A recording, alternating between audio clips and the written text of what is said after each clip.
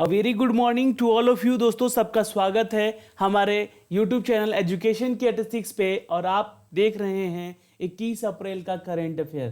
तो सुबह के बज चुके हैं 3 और रोज सुबह उठकर पढ़ने की आदत डाल लो, क्योंकि करंट अफेयर जो ऐसा चीज़ है जो कि आप कभी भी पढ़ सकते हो, पर मॉर्निंग में पढ़ने पे ज़्यादातर आपको ये क्वेश्चन का सिनारियो याद रह सकता है। तो चलिए शुरुआत करते हैं आज के इस क्यूज सेक्शन का और कुछ जानेंगे इसमें जो डिस्क्रिप्शन है दिए हुए हैं। दोस्तों अगर आपको इसका पीडीएफ चाहिए तो आप हमें ज्वाइन करेंगे टेलीग्राम पे, जो कि एक एप्लीकेशन है और आप भी अपने मोबाइल में से डाउनलोड कर सकते हैं और वहां से पा सकते हैं इसका पीडीएफ। तो चलिए, अगर चैनल को सब्सक्राइब नहीं किया है तो सब्सक्राइब कीजिए बेल आइकन को दबा के, ताकि हर वीडियो का नोटिफिकेशन आप तक सबसे पहले जा सके। तो आज का पहला सवाल कहता है कि सऊदी अरब सरकार ने भारत को हज कोटा, हज जो मुस्लिम समाज के लोग जाते हैं हज को, हज कोटा को बढ़ाकर कितना कर दिया है। तो ऑप्शन देखिए यहाँ पे 2 लाख, 3 लाख, 6 लाख या 5 लाख। तो कितना अब हज कोटा यानी कि हज जाने के लिए इनको पे करने होंगे। तो दोस्तों आंसर नोट कीजिएगा यहाँ पे, अगर आपको पता है तो नीचे कमेंट कीजिएगा। ठीक है, 2 लाख। जी हाँ, अब ये 2 लाख कर दिया गया है। इससे पहले ये कितना था, तो 1,75,000 रुपए। ठीक है, ये याद रखिएगा, क्वेश्चन पूछ सकता है एग्जाम में। तो सऊदी अरब की सरकार ने ऐसा ये फैसला किया है कि अब जो 1,75,000 रुपये लगते थे इनको हज कोटा में, वो बढ़ाकर अब इसे 2 लाख कर दिया गया है। और ये मतलब तीसरी बार ऐसा किया गया है इन लगातार 3 सालों में। तो हर साल ये बढ़ रहा है। पिछले जो इसके जितने भी पिछले साल के हैं वो उसमें बढ़े हुए रुपए जो हैं मैं आपको आगे बताता हूँ इसके डिस्क्रिप्शन में। तो ये देखिए यहाँ पे कि जो सऊदी अरब की सरकार है उन्होंने इंडिया से जो हज कोटे के लिए जाते हैं, हज में जाते हैं, वहाँ पे उनको अब 1,75,000 की जगह 2 लाख पे करने होंगे। ठीक है, ये याद रखिएगा। 1 लाख पहले देना पड़ता था, 1,75,000 रुपीज़। तो ये क्वेश्चन बन सकता है कि इससे पहले कितने रुपए आपको दिए जा सकते थे हज कोटा के लिए। तो दिए जाते थे 1,75,000, अब 2 लाख कर दिया गया है। और ये बता दें कि in February this year Saudi crown prince Mohammed bin Salman, ये नोट कर लीजिएगा, ये पूछ सकता है कि सऊदी के जो प्रिंस क्राउन है वो कौन है, तो मोहम्मद बिन सलमान। ठीक है, ये एक मीटिंग हुई थी प्राइम मिनिस्टर के नरेंद्र मोदी के द्वारा और उसी बीच ये अनाउंसमेंट किया था इन्होंने कि इंडियन हज जो है वो 25,000 रुपये और बढ़ा दिया जाएगा, जो कि 1,75,000 जो लिए जाते थे उसमें 25,000 का इंक्रीमेंट और किया गया है और ये अब 2 लाख रुपए चार्ज किए जाएंगे। दोस्तों बता दें आपको कि हर साल आपको 2340 इंडियन मुस्लिम जो हैं वो मुस्लिम वुमेन हैं will go for the pilgrimage. ठीक है, पिलग्रिमेज विदाउट मेल कंपेनियन और मेहराम। तो ये एक बहुत ही अच्छी बात है कि विदाउट एनी मेल पर्सन ये जाती हैं। कितनी, तो लगभग 2340 ऐसी इंडियन मुस्लिम औरतें हैं जो कि यहाँ हज को जाती हैं। ठीक है, एक ये अच्छी बात है यहाँ पे। और this is the third hike, ये तीसरा हाइक है 3 कंजिक्यूटिव ईयर, यानी कि 3 सालों में ये तीसरा हाइक है जो कि बढ़ा के 2 लाख कर दिया गया है।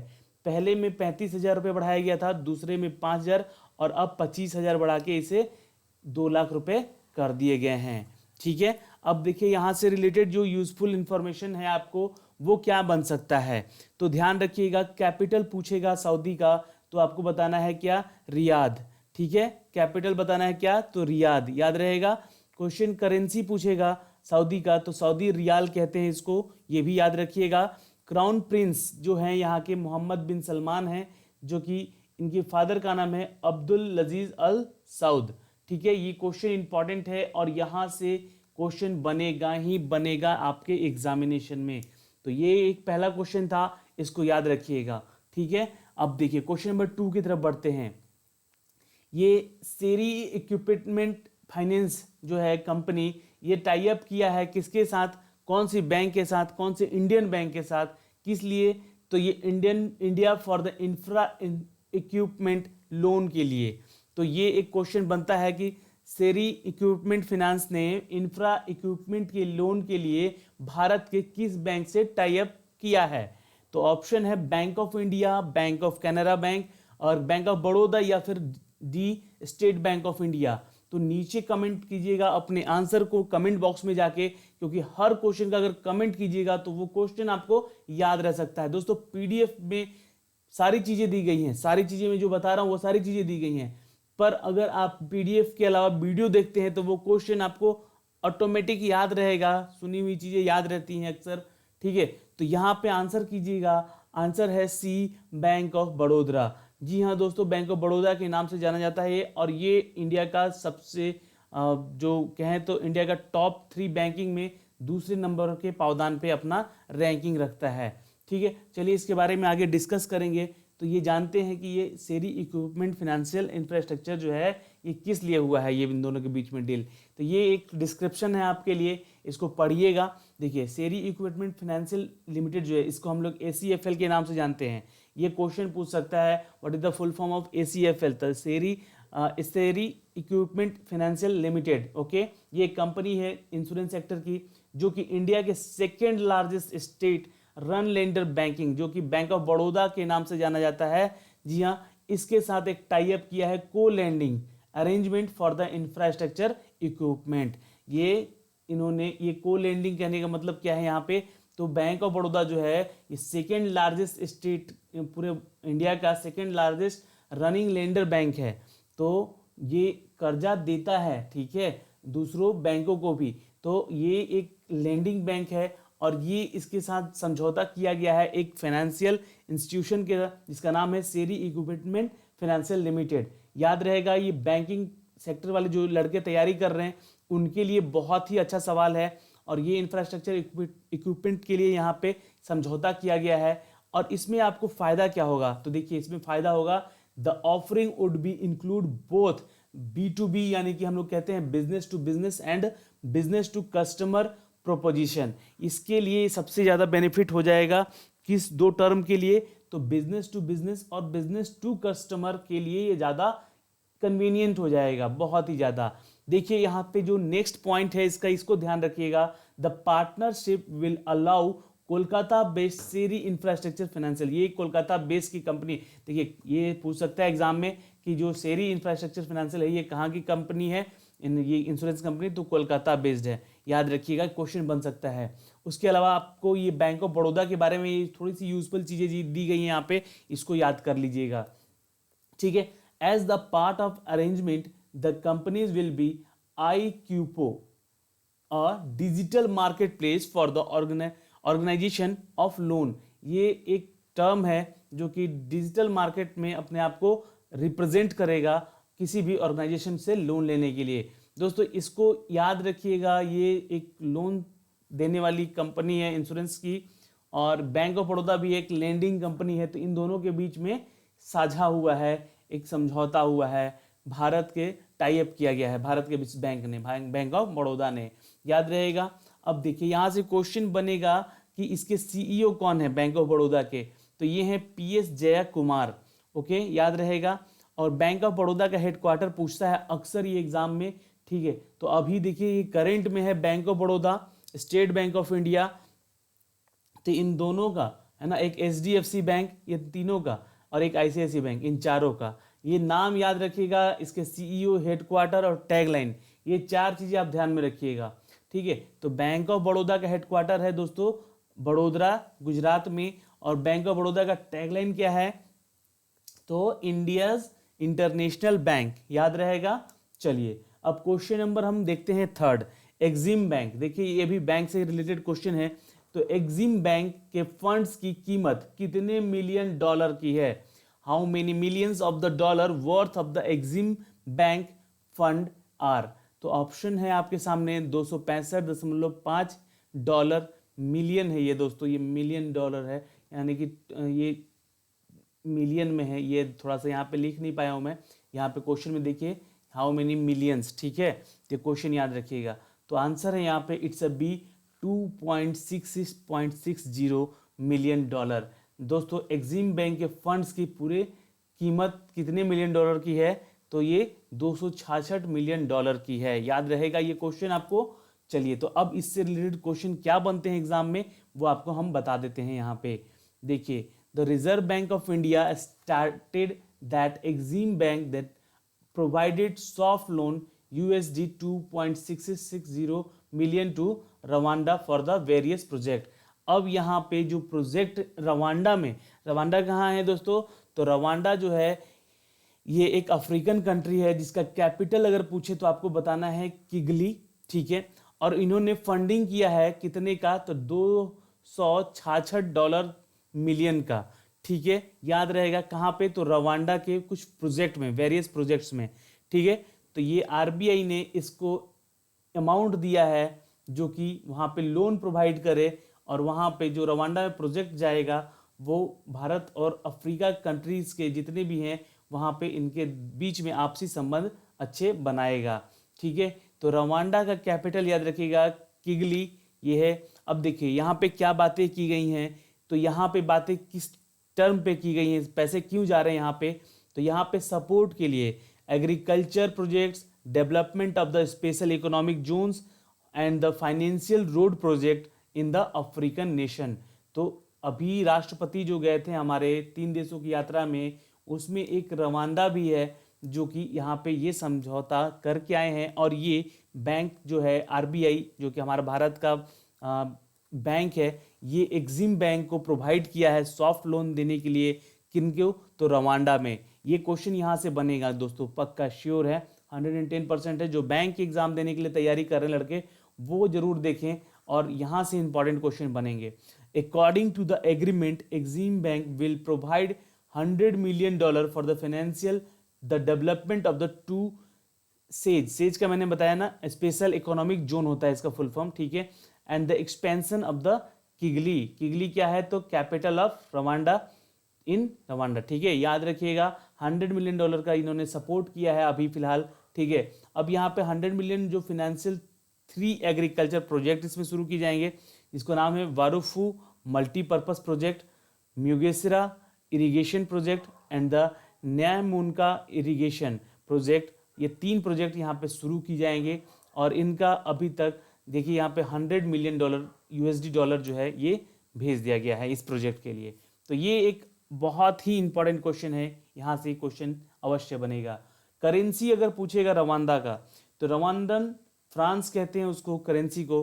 प्रेसिडेंट यहाँ के हैं पॉल कैगमे, ये याद रखिएगा। एग्जिम बैंक का जो सीईओ है उनका नाम याद रखिएगा, इट्स अ डेविड रशिकिना, ठीक है। चलिए, तो ये क्वेश्चन सारे यहाँ से बनते हैं आपके पॉइंट में, ओके। अब क्वेश्चन नंबर 4 देखिए, ये भी एक बहुत महत्वपूर्ण प्रश्न है। देखिए जितने भी प्रश्न हम दे रहे हैं आपको, इसको एक बार पढ़िए, समझिए, इसके आंसर्स को एक बार लिखिए, फिर उसको पीडीएफ को पढ़िए, तो याद रहेंगे क्वेश्चन आपको, ठीक है। ये मैं आपको अपना एक तरीका बता रहा हूँ कि याद कैसे कर सकते हैं। इतने सारे क्वेश्चन हो जाएंगे आपके पास कि आप एक बार में याद नहीं कर सकते हैं।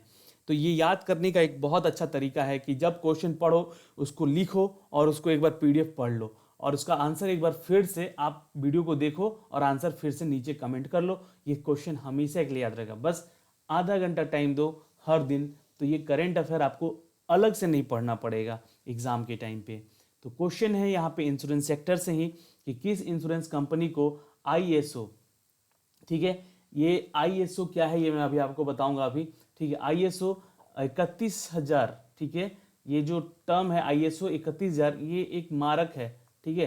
तो ये मारक है जो मैं बताऊंगा कि 2018 का प्रमाण प्रताप क्या है। तो किस इंश्योरेंस कंपनी को आईएसओ 31,000 का एक प्रमाण दिया गया है, तो आंसर नोट कीजिएगा, ये है दोस्तों Cholamandalam MS general insurance company limited. Answer है सी यहाँ पे, it's a Cholamandalam MS general insurance company, ठीक है। तो याद रखिएगा इस कंपनी को आईएसओ 31,000 का एक मार्क दिया गया है, तो कि मैं आपको बताना हूँ इसके बारे में थोड़ा सी जानकारी आप ले लीजिए। यहाँ पे देखिए जो Cholamandalam MS general insurance company limited है, ये सर्टिफाइड किया गया है आईएसओ के द्वारा, ठीक है। तो ये स्टैंडर्ड मार्कअप है, ठीक है, इंटरनेशनल रिस्क मैनेजमेंट के लिए। इसको हम लोग देखिए यहाँ पे लिखा भी हुआ है कि ये इंटरनेशनल रिस्क मैनेजमेंट स्टैंडर्ड है, जिसे हम लोग आईएसओ जानते हैं।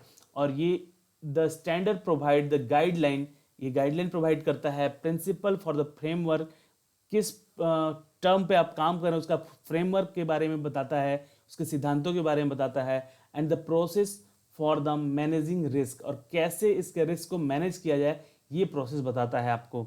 It can be use by any organisation regardless of its size, activity और सेक्टर। ये आपको कैसे मार्क दिया जाता है, तो ये दोस्तों इसके साइज पे डिपेंड करेगा, एक्टिविटी क्या हो रही है उस कंपनी में, उसका सेक्टर क्या है, तो इन सब चीज़ों का ध्यान रखा जाता है। तो ये है ये आपको जो Cholamandalam MS general insurance company को इन्होंने सर्टिफिकेट दिया है कितने दिनों के लिए, तो याद रखिएगा क्वेश्चन बनेगा एग्जाम में, तो 3 साल के लिए, जो कि अप्रैल 7 से लेकर अप्रैल 6 2022 तक ये वैलिड रहेगा। अब यहाँ से क्वेश्चन क्या क्या बनेगा, तो पहला तो मैंने आपको बता ही दिया है कि ISO 31000 जो है ये मार्क किसको दिया गया, किसको सर्टिफाइड किया गया है, तो कंपनी का नाम है Cholamandalam MS general insurance company limited. Okay, अब इसका सिद्धांत क्या है, इसका प्रोसेस क्या है, तो ये है इसको गाइडलाइंस प्रोवाइड करना, इसके फ्रेमवर्क को बताना और इसका जो रिस्क है उसको मैनेज करना। ठीक है, और ये किस बेस पे दिया जाता है, तो साइज, एक्टिविटी और सेक्टर के ऑर्गेनाइजेशन के रिगार्डलेस उसको दिया जाता है। ठीक है, अब देखिए ये 3 साल के लिए इसको दिया गया है। ओके, तो 7 अप्रैल से 2019 से लेकर 6 अप्रैल 2022 तक ये वैलिड रहेगा। चलिए क्वेश्चन नंबर 5 देखिए, यहाँ पे हिंदी में इसका क्वेश्चन नहीं आ पाया है, वैसे मैं बता देता हूँ कि ये CEO का नाम पूछ रहा है इस बैंक का। ठीक है, तो डचिस बैंक जो है इसका CEO अभी अपॉइंट हुए हैं नए। ठीक है, तो ये डची बैंक जो है इसके CEO बने हैं दोस्तों कौन, तो ये हैं भारतीय मूल के कौशिक शपारिया। ठीक है, तो आंसर नोट कर लीजिएगा, आंसर है कौशिक शपारिया। अब देखिए इनके बारे में थोड़ी सी जानकारी आप ले लो कि Deutsche Bank appointed is the Kaushik Shaparia as the chief executive officer. तो CEO का फुल फॉर्म तो आप लोगों को पता ही होना चाहिए। ठीक है, for the Indian successor Ravneet Gill. इससे पहले भी जो वहाँ के जो CEO थे वो एक भारतीय ही थे जिनका नाम था रवनीत गिल। इनको यहाँ पे रिप्लेस किया गया है और उनकी जगह पे कौशिक शपारिया को यहाँ पे चीफ एग्जीक्यूटिव ऑफिसर बनाया गया है। किस बैंक के लिए, तो ये डचिस बैंक है। अब देखिए डचिस बैंक कहाँ के बैंक है, तो ये जर्मनी का एक बैंक है दोस्तों, याद रखिएगा। ठीक है, और इसका हेडक्वार्टर भी जर्मनी में है, फ्रैंकफर्ट में है। ठीक है, यहाँ पे लिखा है मैंने, इसको नोट कर लीजिएगा। और डचिस बैंक के जो CEO हैं, ठीक है, ये इससे पहले कौन थे, तो क्रिश्चियन स्विंग, ये इस बैंक के CEO हैं। ठीक है, और अभी अपॉइंट किए गए हैं कौन, तो कौशिक शपारिया। ठीक है, इससे पहले रवनीत गिल थे, ये याद रहेगा क्वेश्चन। और ये क्रिश्चियन स्विंग जो है ये इस कंपनी के CEO, मतलब सबसे पहले CEO हैं, यहाँ पे लिखना भूल गया है। ठीक है, क्रिश्चियन स्विंग जो है ये कौन है, तो क्रिश्चियन स्विंग इस कंपनी के CEO हैं। ठीक है, इस बैंक कंपनी के, और यहाँ पे अभी अपॉइंट किया गया है इनको कौशिक शपारिया को। Gill left the bank to head provide lender Yes Bank. और गिल जो हैं अभी इन्होंने जो प्राइवेट लेंडर बैंक है यस बैंक, ये earlier this year Saparia appointed will be effective from May 2019। और ये मई 19 से यहाँ पे ज्वाइन करने वाले हैं, कहाँ पे, तो डचिस बैंक में। ठीक है, याद रहेगा क्वेश्चन आपको। और Shaparia serve as the Asia Pacific head of the corporation banking coverage with in the institutional and the treasury coverage as well the global head of subsidiaries coverage and the has 30 year experience at the bank. बहुत ही बड़ी बात है, इनको 30 साल का experience है अभी तक बैंकिंग सेक्टर में, और ये इससे पहले जो हैं Asia Pacific head corporation banking coverage में भी रह चुके हैं, ये उनकी एक्सपीरियंस बताते हैं। ठीक है, as well the global head of the subsidiaries. ठीक है, ये जो इसका ग्लोबल हेड ऑफ सब्सिडरी मतलब कि इस टर्म है, ये सब्सिडरीज है इसकी कंपनी का। ठीक है, दूसरी इसका ब्रांच है कह सकते हैं, उसका एक तरह से उसका ही कंपनी है ग्लोबल हेड ऑफ सब्सिडरीज का कौन, तो Asia Pacific head of corporation banking. ठीक है, तो याद रहेगा यहाँ से क्वेश्चन। और यहाँ हेडक्वार्टर है फ्रैंकफर्ट जर्मनी। ओके, चलिए question number 6, who is appointed as the next ambassador of India to the Republic of Lebanon. तो ये पूछा गया है एम्बेसडर के बारे में। देखिए CEO और एम्बेसडर के बारे में क्वेश्चन एग्जाम में बनेगा दोस्तों। तो लेबनान गणराज्य एक कंट्री है, रिपब्लिक ऑफ लेबनान, यहाँ के जो भारतीय राजदूत नियुक्त किए गए हैं वो कौन है, भारत का अगला राजदूत जो नियुक्त किया गया है वो है दोस्तों सुहेल एजाज खान। नोट कर लीजिएगा, सुहेल एजाज खान। अच्छा जी, अब इनके बारे में हम आपको बताते हैं थोड़ा सा कि जो लेबनान कैपिटल है उसका, लेबनान का, वो है बेरूट, ठीक है। और करेंसी है यहाँ की पाउंड, जो कि लेबनानियस पाउंड होता है। और प्रेसिडेंट का नाम अगर पूछे तो माइकल आउन, ठीक है। अब इतनी सारी चीज़ें आपको याद रखनी होंगी, तीनों पॉइंट इसका, ठीक है। खान जो है, जो सुहेल खान अजाज खान है, ये appoint as the next ambassador India, Bharat के एक राजदूत के रूप में नियुक्त किए गए हैं। कौन सी देश में? तो रिपब्लिक ऑफ लेबनान। ओके, 97 के बैच के ये IFS ऑफिसर भी रह चुके हैं मिस्टर खान।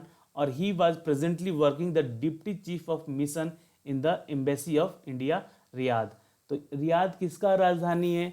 तो ये सऊदी का, ठीक है। तो ये अभी फिलहाल डिप्टी चीफ ऑफ मिशन है इस शहर के, रियाद के। और एम्बेसी कौन से? इंडिया एम्बेसी सऊदी में है, ठीक है। ये इतना चीज़ याद रहेगा आपको। और ये क्वेश्चन इंपॉर्टेंट है, यहाँ से बन सकते हैं इतने सारे क्वेश्चन। क्वेश्चन नंबर आप देखिएगा अब 7, राजस्थान दिवस हर साल कब मनाया जाता है? तो जैसे कि हर साल बिहार दिवस, मध्य प्रदेश दिवस, उसी तरह राजस्थान दिवस। तो मैंने आपको हर बार बोला है कि डेज जितने भी रिलेटेड क्वेश्चन आते हैं वो क्वेश्चन को आपको एक जगह लिखना है। जितने भी मैं डेज बताता रहता हूँ उन सबको एक जगह लिखना है कि कौन से दिन उस दिवस को मनाया जाता है। तो ये भी एक उसमें एक नोट कर लीजिएगा कि राजस्थान दिवस हर साल मनाया जाता है 30 मार्च को। आंसर आ चुका है यहाँ पे, ए है आंसर, 30 मार्च को। ओके, याद रहेगा क्वेश्चन। अब जो राजस्थान से रिलेटेड क्वेश्चन है कि मैंने आपको कल भी बताया था कि अशोक गहलोत हैं यहाँ के chief minister, Kalyan Singh governor हैं, और जयपुर इसकी कैपिटल सिटी है, ठीक है। 30 मार्च को 1949 को राजस्थान का गठन हुआ था। उस दिन से 30 मार्च को ही ये पूरे देश भर में एक राजस्थान दिवस के रूप में मनाया जाता है। और इससे पहले इसका नाम जो है राजपूताना हुआ करता था, ठीक है, जाना जाता था ऐसा। ओके, अब क्वेश्चन नंबर हम देखेंगे 8, जो कि यहाँ से इंपॉर्टेंट है कि विश्व प्रेस स्वतंत्रता सूचकांक 2019 में the what rank India world Press Freedom index, ठीक है, में भारत का स्थान कौन सा है, कौन सा स्थान मिला है? तो आंसर नोट कीजिएगा दोस्तों, इट्स अ D140, ठीक है, 140वां स्थान मिला है ये वर्ल्ड प्रेस फ्रीडम इंडेक्स में 2019 में, ठीक है। अब क्वेश्चन दोस्तों यहाँ से क्या बन सकता है, ये मैंने आपको यहाँ बता दिया है कि जो और भी कंट्रीज होंगे वहाँ पे जो 180, देखो ये सबसे पहले बता कि 180 देशों की सूचकांक में भारत का जो रैंक है 140 है। वहीं वियतनाम जो है इंडेक्स में 176वें पावदान पे है, चाइना 177वें पावदान पे है, ठीक है। तुर्कमेनिस्तान जो है अपने पावदान से 2 नीचे घसक के 180 पे आ चुका है, जो कि सबसे लास्ट पे है। और नॉर्थ कोरिया उससे ऊपर आ चुका है, 179 पे है। तो ये एशियन कुछ कंट्रीज हैं जिसके बारे में ये सूचकांक आपको बताया गया है। The World Press Freedom Index 2019 topped by Norway. अभी सबसे रैंकिंग 1 पे कौन है? तो ये याद रखिएगा, नॉर्वे देश है। ओके, इतना याद रहेगा तो ये क्वेश्चन यहाँ से बनेंगे और यहाँ से आंसर आप कर सकते हो, ठीक है। इंटरव्यू में भी सारे क्वेश्चन आपसे पूछे जा सकते हैं, तो इंटरव्यू के लिहाज से ही करंट अफेयर पढ़ा करो, क्योंकि डिस्क्रिप्शन पढ़ना होगे तो ये क्वेश्चन याद रहेगा। कुछ भी वहाँ पे इंटरव्यू में 2 लाइन भी अगर बोल देते हो तो पॉइंट कुछ ना कुछ तो वहाँ मिलते हैं आपको, है ना। तो क्वेश्चन बहुत इंपॉर्टेंट है, डिस्क्रिप्शन पढ़ना आपको। ओके, चलिए क्वेश्चन नंबर 9 देखिए। किस मतलब कौन से देश ने अमेरिका के साथ एशिया और अफ्रीका के त्रिकोण दिवसीय विकास सहयोग को नवीनीकृत किया है? यानी कि यहाँ पे which country and the United state of America renew the triangular development corporation in Asia and Africa? तो आंसर है इट्स अ इंडिया, ठीक है। इंडिया ने अमेरिका के साथ एशिया और अफ्रीका के त्रिकोणीय विकास के सहयोग में एक पावदान आगे बढ़ा है, ठीक है। तो देखिए अभी अफ्रीका के लिए मैंने क्वेश्चन जो बताए हैं कि रवांडा में इन्होंने, इंडिया ने क्या क्या सुविधाएं दी हैं, इंश्योरेंस से लेकर आपको प्रोटेक्शन तक, ठीक है। तो ये क्वेश्चन जो है इंपॉर्टेंट है, उसी से रिलेटेड है। तो भारत और अमेरिका के बीच एशिया अफ्रीका के त्रिकोण देशीय सहयोग की नवीनीकृत किया गया है।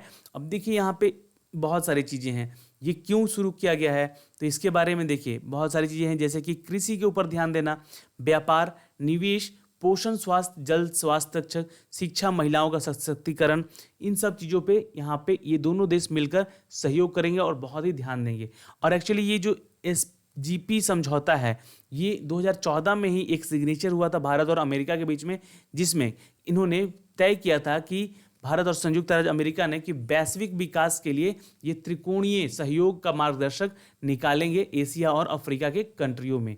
ठीक है, अब किन किन क्षेत्रों में बातें की गई थी, तो यहाँ पे सारी चीज़ें लिखी गई हैं जो कि मैंने आपको बताया। और यह भारत अमेरिका का सबसे ज़्यादा कंपटीशन वाला एरिया है, जो कि एक साथ काम कर रहे हैं यहाँ पे, और जो भी डेवलपमेंट के लिए यहाँ पे बातें हो रही हैं, साझेदारी हुई हैं इन दोनों देशों के बीच में, उसका लाभ दूसरों देशों को भी अवश्य मिलेगा। तो इसमें बहुत ही ज़्यादा सहयोगी हैं, जैसे कि भारत और अमेरिका को सपोर्ट करने वाले कंट्रीज भी बहुत हैं, तो उन सभी कंट्रीज में एक है चाइना। ठीक है, याद रखिएगा, क्वेश्चन इंपॉर्टेंट है। 2021 तक अपनी वैधता पर विस्तार किए गए यह भारत और अमेरिका द्वारा संयुक्त रूप से किए गए क्षमता निर्माण गतिविधियों के दायरे में इस ढांचे के तहत विस्तृत किया करता है। तो ये सारे क्वेश्चन इंपॉर्टेंट है। यहाँ से कब पहला सिग्नेचर हुआ था, तो नवंबर 2014 में। याद रखिएगा कौन से कॉन्टिनेंट की बातें की जा रही हैं इस समझौते में, तो एशिया और अफ्रीका की। ठीक है, तीसरा चीज़ ये याद रखिएगा कौन कौन से क्षेत्र में, तो मुख्य रूप से कृषि, व्यापार, निवेश जैसे इन्वेस्टमेंट होता है, पोषण, स्वास्थ्य, जल, स्वच्छता, शिक्षा, महिला सशक्तिकरण, क्षेत्रीय संपर्क, स्वच्छ और नवीनीकरण, ऊर्जा, आपदा तैयारियों के लिए तैयार हो रही है ये कंट्री दोनों मिलकर। ठीक है, चलिए अब क्वेश्चन बढ़ते हैं आगे। क्वेश्चन नंबर 10, जो कि एक आपके लिए डिस्क्रिप्शन ही मैंने दे दिया है कि इंडिया ओपन 2019 के विनर कौन है। तो ये पुरुष एकल की बात की जाए तो दोस्तों आंसर कीजिएगा विक्टर एक्सेलेसन। ठीक है, जो कि किदाम्बी श्रीकांत हैं उपविजेता, इनसे इनका फाइट था। ठीक है, पुरुष एकल में। ठीक है, याद रखिएगा। महिला एकल में तो ये है रतचानोक इत्तनानोन। ठीक है, और ये इनकी जो उपविजेता रही हैं ये ही बिंगजियोई। ठीक है, और पुरुष युगल यानी कि कंबाइंड जो दो पुरुषों मिलकर होता है, तो ये जो है ये ली यांग और वांग ची लिन। ये डेटा नोट कर लीजिएगा आप लोग। ठीक है, यहाँ से इंपॉर्टेंट क्वेश्चन बनता है, ये आएगा एग्जाम में। अब यहाँ पे बता दें कि किदाम्बी श्रीकांत ने नई दिल्ली में Yonex sunrise India open badminton tournament के खिताब को अपने नाम किया है, और विश्व चैंपियन विक्टर एक्सेल को यहाँ पे गेम में हार गए हैं। ठीक है, इनसे हार गए हैं, तो विजेता बने हैं विक्टर एक्सेलेसन, और किदाम्बी श्रीकांत यहाँ पे उप विजेता बने हैं। ठीक है, ये कहाँ के हैं, तो डेनमार्क के हैं। याद रहेगा 2019 ओपन का आयोजन भारत के डी जाधव इंदौर हॉल में किया गया था। तो इंडोर है, इंदौर नहीं है। ठीक है, डी जाधव इंडोर हॉल में किया गया था। ये क्वेश्चन इंपॉर्टेंट है दोस्तों, यहाँ से एग्जाम में क्वेश्चन बनेंगे ही बनेंगे, बैडमिंटन वाला अगर क्वेश्चन पूछता है तो। ठीक है, तो यहाँ से ये डेटा याद रखिएगा, बाकी सारी चीज़ें आपको इतने से ज़्यादा नहीं पूछ सकता है। तो आशा करते हैं कि जितने भी प्रश्न हमने आपको यहाँ पे दिए हैं वो सभी आपके एग्ज़ाम के पॉइंट ऑफ व्यू से इंपॉर्टेंट है। तो इसको शेयर कीजिएगा अपने दोस्तों में, और वीडियो अच्छा लगेगा तो लाइक कीजिएगा। ठीक है, पर शेयर जरूर कर दीजिएगा। चलिए आज के लिए इतना ही था, हमारे साथ बने रहें, इसके साथ बहुत बहुत धन्यवाद। मिलते हैं अगले वीडियो में, तब तक के लिए bye bye, take care. Video को डिस्क्रिप्शन के साथ पढ़िए, हमारे चैनल पर जुड़े रहिए। Bye bye, take care.